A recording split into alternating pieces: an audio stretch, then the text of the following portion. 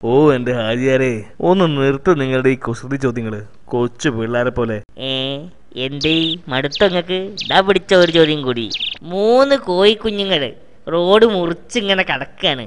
ഓഹോ, എന്നാൽ അവറ്റകള് ചമ്മന്തിയായി കാണും. ഹാ, നിങ്ങളെന്താണ് തോക്കി കയറി വെടിവെക്കണത്? ഞമ്മള് പറയട്ടേന്ന്. എന്നാ പറ. ഈ റോഡ് മുറിച്ച് കിടന്ന 3 കോഴിക്കുഞ്ഞുങ്ങളില്ലേ, അതിലൊന്ന് പറയാണ് ഞങ്ങൾ 5 പേര് റോഡ് മുറിച്ച് കടന്നതെന്ന്. അതെങ്ങനെയാ 3 എന്നല്ലേ നിങ്ങൾ പറഞ്ഞത്? പക്ഷെ ഒരു കോഴിക്കുഞ്ഞ് പറയാണ് ഞങ്ങൾ 5 പേര് മുറിച്ച് കടന്നതെന്ന്. അതല്ലേ ചോദ്യോ? എനിക്കറിയില്ല, നിങ്ങൾ തന്നെ പറ. 5 പേരെന്ന് പറഞ്ഞത് ആരാ? ഒരു കോഴിക്കുഞ്ഞല്ലേ.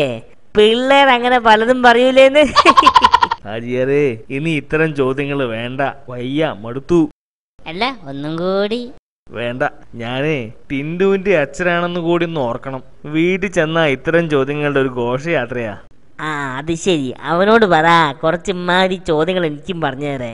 അത് പറയാം. പിന്നെ സങ്കടം അതല്ല, ഇപ്പോൾ ആരെങ്കിലും കാര്യമായിട്ട് എന്തെങ്കിലും ചോദിച്ചാല് അവൻ തരുന്ന ഉത്തരമേ മറ്റേ ടൈപ്പാ. ഏത് ടൈപ്പ്? മറ്റവൻ ചളി. നമ്മുടെ പവിത്ര മാഷ് എന്നോട് എന്നും പരാതി പറയും. മാഷ് എന്ത് കാര്യമായിട്ട് ചോദിച്ചാലും അവന്റെ ഉത്തരം വളഞ്ഞതാവും. ഓനെന്താ പറഞ്ഞ്?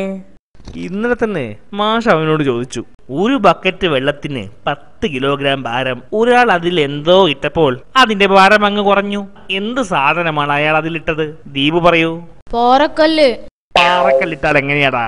അത് കൂടത്തല്ലേ ഉള്ളൂ, കുറയില്ലല്ലോ. ടിൻഡു പറ. 10 കിലോ ഭാരം കുറഞ്ഞല്ലേ?